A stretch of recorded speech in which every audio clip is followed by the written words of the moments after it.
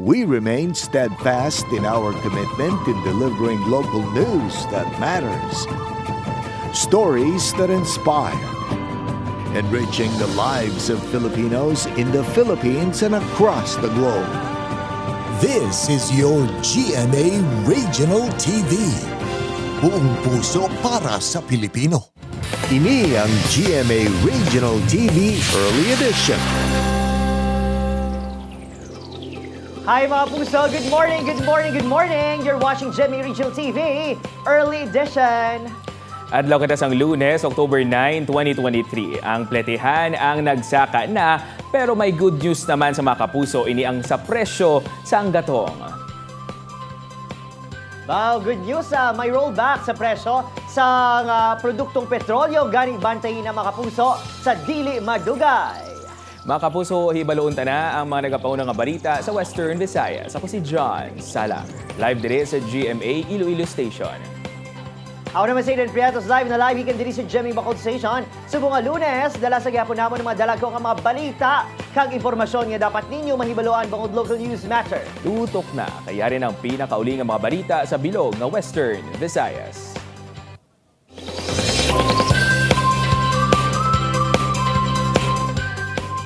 Ari balantayan mga puso sa padayon yung pagsaka sa inflation rate sa pungsod presyo sa meat products sa pinakamerkado sa Iloilo City nagsaka man.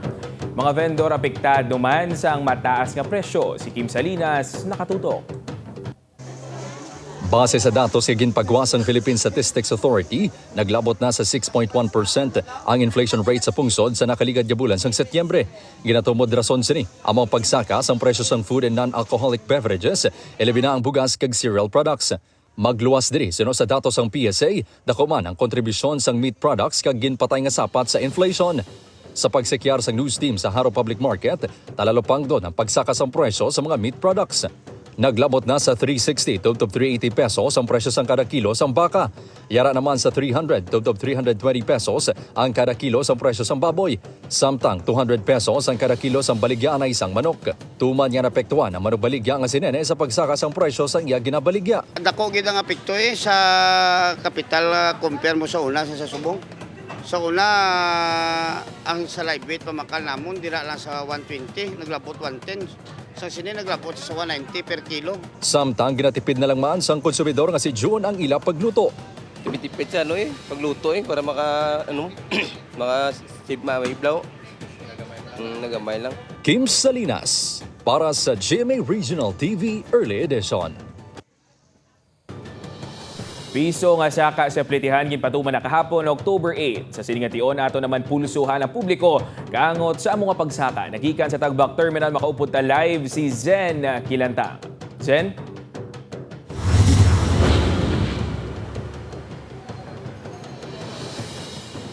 John, epektibo kahapon nag-umpisa na sa pagpatuman sang piso nga provisional fare increase sa mga traditional jeep kag modernized PUJ matapos nga ginaprubahan sang LTFRB. Base sa ginaprubahan nga petisyon sang Land Transportation Franchising and Regulatory Board, halin sa 12 pesos nga minimum fare sa traditional jeep, mangin 13 pesos na ini. Samtang mangin 15 pesos naman ang pletehan sa modernized jeep halin sa 14 pesos. Sa guidelines sang LTFRB, hindi makasukot sang dugang nga piso sa pamasahe ang mga driver sa tion nga wala nakapahamtang sang notice of fare increase. Sunod sa LTFRB, temporaryo lang ang provisional fare increase tugtog marisolba ang petisyon sang transport groups angot sa permanent increase sa pletehan. Diyan subong nga aga hibaloon naton ang point of view naman sa mga driver angot diri sa piso nga saka sa pletehan. Sir, good morning. Ngalan ta gani, sir? Peter Pinwila. Si Sir Peter Pinwala. Sir, ikaw sir, ang anong reaksyon naton sa pagpatuman ni sang provisional fare increase sir nga 1 peso? Sa amon may manepekto ng paduga may piso. Ay ang importante diya nga maglubo ang krudo. Kag way sing peace out. Pero starting kahapon, sir, nakapa-implement na kita ni sir sang saka, sir, sa pletehan? Why kami lang implement kay way magkakuha ka taripa. Hindi kami pili ka pa yung case kung hindi kami kakuha taripa. Seriously sa lang 1 piso, hindi na napikto. Ang mapiktuan lang mga commuter kayo madugam gilang-gilang ang plitian mo. Hindi ni sir bastante ang piso, sir? Hindi na sa ang piso, tama na kaway na sa lawsay na sa. Okay. Sir Peter, thank you very much, no. Subong naman dyan, hibaloon nato, no, ang reaksyon sang pila ka mga pasahero, no. Ma'am, mayong aga. Welcome, ma'am, sa GMA Regional TV Early Edition. Ano galing nga lang ta, ma'am? Reg. Si Ma'am Reg. Ma'am, ano, ga-work ka? Oo. Papuli na? Oo, papuli na. From city. Mamamangkot lang kami kay starting kahapon, nag-implement na kita nationwide, no, piso nga saka sa pletehan. Para sa imo, ma'am, ang pabor kasi ni, anong reaksyon naton bilang passenger, ma'am? Para sa akon, ang bilang isa ka pasahero, mabugat na siya. Kay halin sang from COVID, nagdako na gid nga daan katama ang PT. Di sa subong nga panahon, kung magdako ang PT, affected man kaayo ang mga pamalaklon. For example, kung magtaas ang PT, the more man gataas ang pamalaklon, kaya apektado man syempre ang mga delivery. So from delivery, ma-affect naman na sa atong ginapamakal. Di ang mga tao, syempre, mareklamo naman na nga mahalang bugas, mahalang tanan. So amo na tama gid apektado siya sa pasahero, kag tama na siya kadako. Kung bisan sa piso lang. Okay, so disagree kagay kumbaga disconforme. Oo, kay from piso na siya, kumbaga, dako na siya sa takatama gani nga from 20 nagtaas sa 25, from 25 mataas pagid sa 30. So gadako siya, gadako. So apektado gid katama ang tanan, hindi lang pasahero tanan man ta as sa mga driver. Alright, Ma'am Reg, thank you very much. Halong gid sa pagbiyahe, no. Jan, so far amo yadto ang mga reaksyon halin sa mga driver kag mga pasahero naton regarding sa 1 peso nga increase sa nga provisional fare increase sa mga traditional jeep kag modernized PUJ. John? Madamo nga salamat sa updates, Zen Kilantang. Mga puso, kung may mga bad news, may ara naman good news. Big time oil price rollback ang lauman sang aton mga kapuso ang motorista. Base sa oil industry sources, ang presyo ng gasolina magadubo sang 2 pesos kag 90 sentimos subtob 3 pesos kag 40 sentimos kada litro. Ang diesel posible magdubo sang 2 pesos kag 30 sentimos subtob 2 pesos kag 80 sentimos kada litro. Ang presyo naman sa kada litro ng kerosene kinalantaw kaya magadubo sang 2 pesos kag 50 sentimos subtob 3 pesos. Ang rollback ang ipatuman buwas October 10.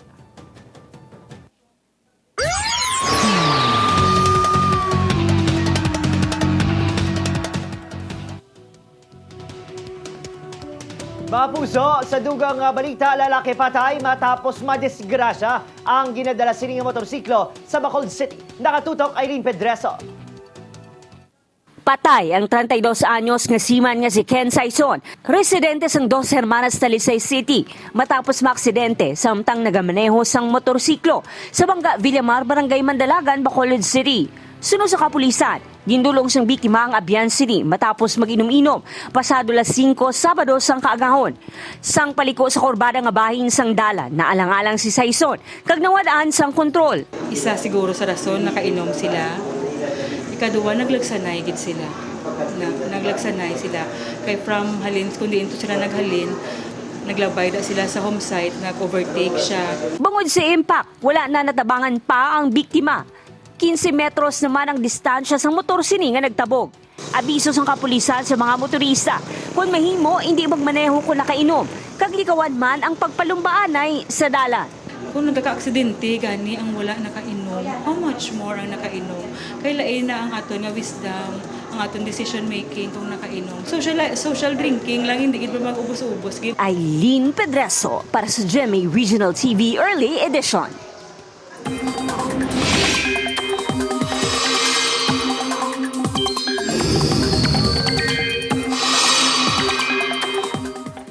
Mga kapuso, isa ka low pressure area kag isa ka bagyo nga yara sa Pacific Ocean ang ginamonitor subong sang Pag-asa. Nakitaan sang ahensyang LPA 1,415 kilometers sa sidlangan sang Visayas kag isa ini ka severe tropical storm nga may international name nga Bolavel. Manubo ang tsansa sang bagyo nga magsulod sa PAR pero ang LPA may posibilidad sa sulod sang 24 tubtob 48 oras. Sa karon ang trough o kunang extension sa among LPA ang magapaulan sa pila ka bahin sang pungsod. Nagapabilin sa karon nga manubo ang tsansa sang among LPA nga mangin bagyo. Subong nga aga lauman ang pagulan sa pila ka bahin sang Western Visayas base sa rainfall forecast sang Metro Weather.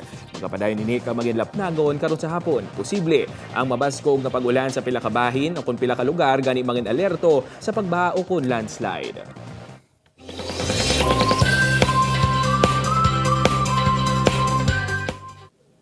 Mga pugso, para naman sa aton nga Globe Balita, grupong Hamas kag Israeli forces nagbasranay sang pagpangatake matapos gulping ginatake sa mga militante nga grupo ang pungsod Israel. Sa Ecuador naman, 7 ka mga suspect sa pagbatay sa isa ka presidential candidate.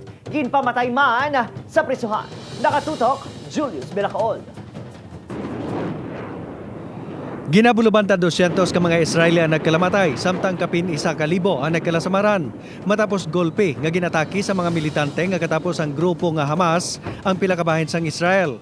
230 naman ang nagkalamatay, kag 1,500 ang nagkalasamaran sa airstrikes nga ginpatigayon sang Israeli forces sa Gaza bilang pagtimalos.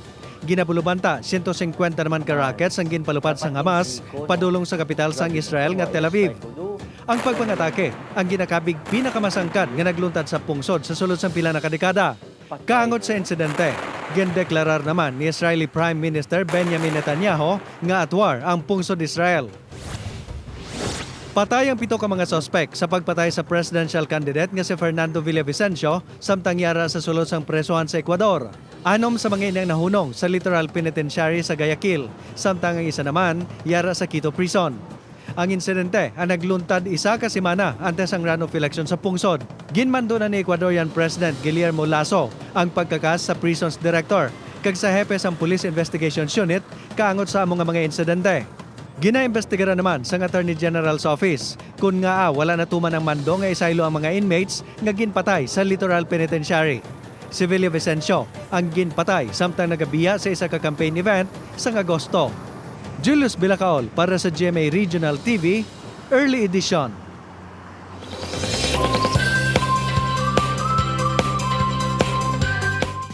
Isa katuig na ang Barda, ang love team ni Barbie Forteza kag David Licauco nga nag-umpisa sa historical Portal Fantasy series ni Maria Clara Tibara bilang Pilay. Sa Instagram, gin-share sa GMA Network ang isa ka video gamit ang Polaroid photo booth filter kung saan rin makita ng kilig scenes and photos ang Barda. Siyempre ang fans, super kilig naman kang nag-greet sa maging sino ka man stars. Sa tungas ng kinagamo sa Israel, nagpasalig ang Sparkle GMA Artist Center nga safe po kunyara sa mayong kaintangan sa ni Julian Cerese Raver Cruz, Bubay kag Sparkle team sa lugar. Mag-perform kuntani sila sa lugar para sa love trip na Laugh Trip pa apang wala inina dayon at ala na naman sila nga mapauli sa Pilipinas. Samtang, mas nag-intense pa ang mga eksena sa Love Before Sunrise. Nagadamo na gini mga pagtilaw sa kabuhi ni Stella batuno na ihanya ang bulig na ginatanyag ni Atom. Pero ano ba lang ang epekto sa pagabuti Charina sa kabuhi nila nga duha? Ina kagiban pa ang kilig kag intense nga mga eksena ang bantayan sa Love Before Sunrise 8:50 PM pagkatapos sa maging sino ka man sa GMA Telebaban.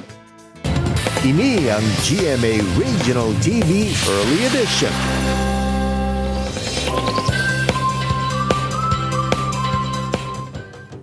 O aray balantayan, tagin mga pugso, atensyon sa mga motorista diri sa Bacolod City, Subong Adlaw. Aratala na ang pag-umpisa o sugod sa implementasyon sang towing and clamping ordinance sa Dalan Lacson sa syudad sang Bacolod.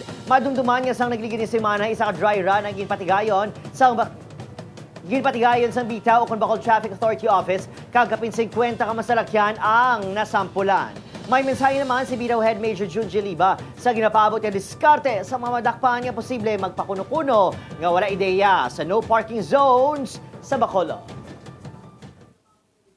Well, kung amo na lang gamito na ito nga libay, di may matabo sa aton, despite nga gabi naman aton announcement, ay consider siguro nga hindi ginayaguro acceptable kung wala kay kabalo. It's been na talk for 2 weeks na talk na for of the town na mangkot-mangkot lang sila sa tupad.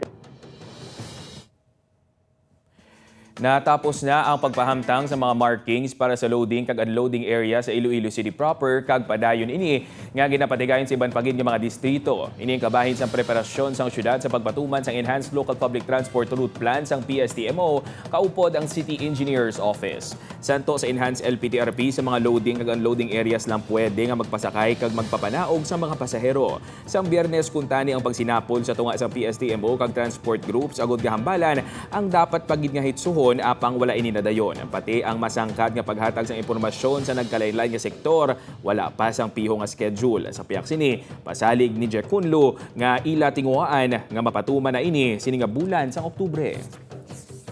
Hopefully within October mangyapon, no? Ang enforcement team sa IDEA is ready na. Duha ka mga graduates ang duha man ka mga universidad diri sa syudad sang Iloilo ang nalakip sa top 10 sang September 2023 licensure examination for certified public accountants. Sa board rating 89% yara sa pangpito nga pwesto si Kate Wenji Basoy sa University of the Philippines Visayas Iloilo City Campus. Pangsyam naman si Romelyn Gabanto sa Central Philippine University nga may 88.67% board rating. Nagpanguna sa nasambit nga pasinawa ng graduates ng UPV Tacloban City nga si Alain Colyamar nga mayara sang board rating nga 91.17%. Bawhalong gid ha kag pilia sa maayong inakaon sa mga mahilig sa shellfish. Maghalong gid kang hibaloon kundi nagikan o kung naghalin ang inyong ginakonsumo. Inibangod bila sa gihapon sa baybayin sa Panay Island ang positibo sa red tide. Base sa Shellfish Bulletin No. 23 Series of 2023 nga ginpagwa sang Bureau of Fisheries and Aquatic Resources. Sa October 6, positibo sa gihapon sa paralytic shellfish poisoning o kung toxic red tide ang mapakinhazon nga ginkuha kag ginpaidalon sa testing nagikan sa Sapian Bay, sa Sapian kag Ivisan Capiz. Sa buman sa coastal waters sang Panay, Pilar, President Rojas ug Roa City sa muman nga probinsya. Positibo man sa red tide ang coastal waters sang Isla Gigantes sa Carles sa probinsya sang Iloilo. Base makapuso sa advisory makatuga sang peligro ang pagkonsumo sang shellfish nagikan sa among mga lugar. Hilway naman sa peligro ang pagkonsumo sa isda, lukos, pasayan, kag kasag basta ang maini ang preska kag kuhaon ang kasudlan antes lutuon. Nangin mandanalag-on ang ginhiwat nga outreach caravan sang Land Transportation Office sa banwa sang Kaluya sa probinsya sang Antique. Ini pinakauna nga kay gayunan nga ginhiwat ang aktibidad sa nasambit nga banwa. 1,233 tanan ang mga nakabenepisyo sa LTO license caravan sa diin 927 dire ang nakakuha sang ilang student permit samtang 306 naman ang nakaparenew sa ilang lisensya. Pila lang sa mga nakabenepisyo sini ang 39 anyos nga si Archie Madarcos gikan sa Barangay Alegria na nakakuha na gidman sang iya driver's license pagkatapos ang 13 ka tuig. Bangod sini, dako ang pagpasalamat ni Kaluya Mayor Rigil Kentlim sa dako nga bulig sang aktibidad sa mga kaluyanhon.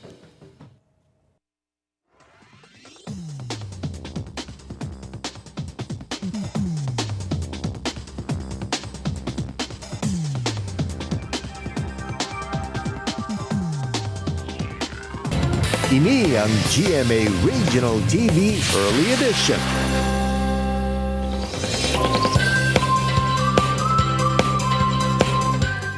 Iloilo City Veterinary Office nag-ugyon sa pagsaulog sang Animal Welfare Week, spaying, neutering, kag rabies vaccination, ginpatigayon sa mga hinuptanan. Inigitutukan ni Kim Salinas.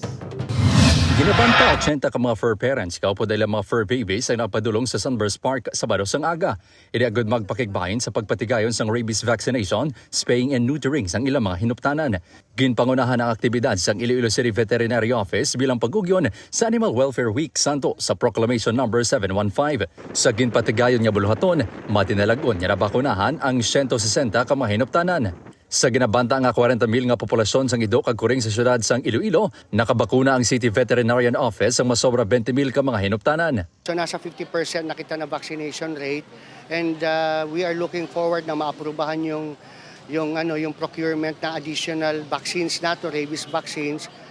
So by November, mahit natin at least yung 70% na herd immunity diri sa City of Iloilo. Samtang 48 naman ka mga ido kag guring ang nagpaidalom sa spaying and neutering. Ini ang proseso sa pagkuha sang matres kag gubaryo sa babae nga sapat kag pagkapon sa mga lalaki nga sapat. Para kay Sharice nga isa ka fur parent, ginpakapon niyang iya kuring bangod hindi sila gusto magdugang sa populasyon sa mga inuptanan nga ginapamayan. Budlay nga hindi sila maalagaan mayo. Dan budlay man para sa parta nga magasto, magpakaon and everything. Especially kay Boy, kay very choosy sa food. Tiyan mo na, hindi lang sa aton nga part, kundi pati man sa ilang mabantayan gid kag hindi na bala magdugang. Pulo naman ka mga ido kag kuring ang nakuha for adoption sa ginpatigayon nga aktibidad. Kim Salinas para sa GMA Regional TV Early Edition.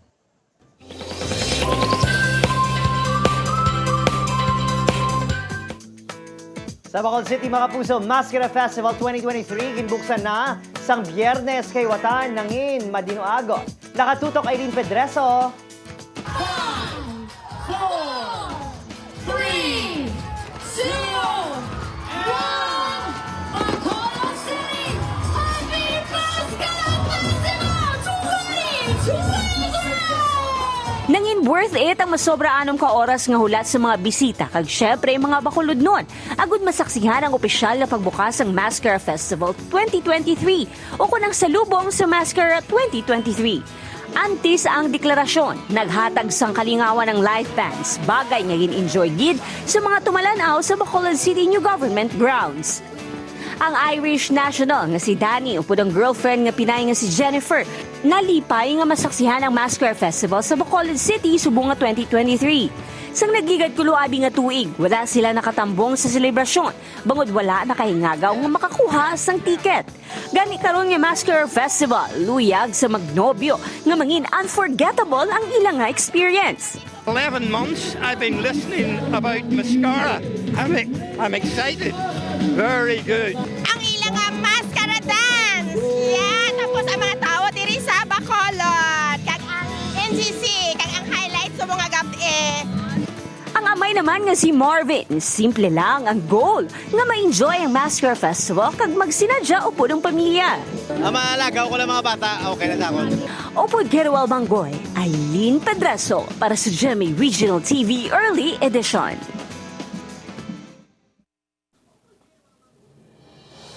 Ari balantayan para mapabaskog ang morning news block sa GMA Integrated News. Malantaw na 10:30. Sumugod subong agang balita ko sa GTV pagkatapos sa Regional TV News. Ang back-to-back programming kabahin sa commitments ng GMA Integrated News sa mas dako nga misyon, mas masangkad nga pagserbisyo sa pungsod. Ang balita ko ang ginapangunahan sang duha sa mga award-winning kag veteranong mga journalists sa pungsod nga sa Connie Season kag Rafi Tima bilang anchors.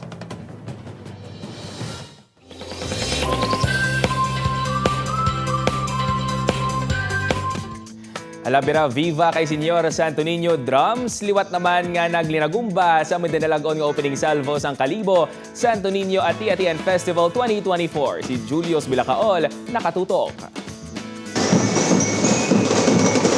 Liwat nga nabatian ang mabaskog nga paglinagabong sang drums nga simbolo sa mainit nga debosyon sa mga Kalibunon kay Senyor Santo Niño.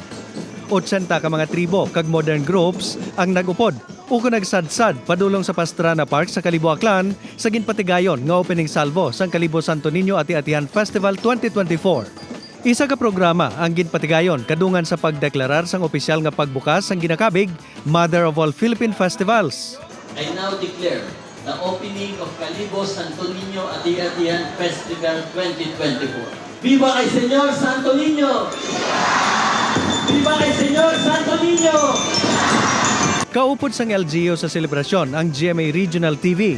Sang Sabado gani, ginpirmahan ang Memorandum of Agreement sa partnership sang Kapuson Network kag Kalibo LGU. Nga ginpatigayon nanday Mayor Jory Socro kag Mr. Jonathan Cabilion, GMA Iloilo Station Manager.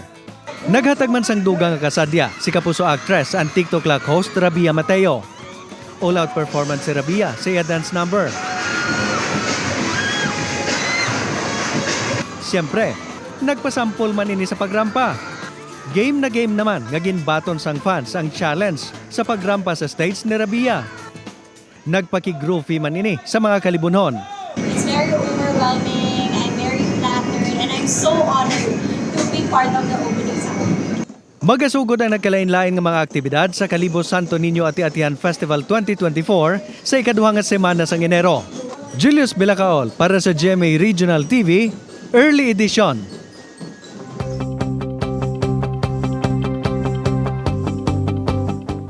John, mga puso, aray bilahot sa bagsakas ang presyo ng gatong, insakto ang opinyon sa pila ka pasahero nga ang transport sector ang makabinipisyo sini. Hindi na pagbasulon tungod sila ang biktima man sang sirkumstansya. Kag ini mga puso nga sirkumstansya ang tuga sa mataas nga presyo sang gatong. Matuloy na Adrian, sunugani sa American doctor kag writer nga si Charles Glassman. Kindness begins with the understanding that we all struggle. Apila taman sa pila ka tawo, hindi taman paghimuon nga oportunidad ining saka sa pritihan agud kita ang makapamintaha. Mga puso, lapit na lang, 77 days to go. Pasko na, madamog yung salamat sa pagtutok. Diri sa sa GMA Regional TV Early Edition. Updan nyo kami halin Lunes to Biyernes. May munyo malatong aton nga episode sa www.gmaregionaltv.com kag mag-subscribe sa aton official YouTube channel GMA Regional TV. Ako si John Sala. Kag ako naman si Eden Priatos, bugo sa puwersa para sa mas dako nga misyon kag mas masangka nga pagserbisyo sa pungsod. Good morning!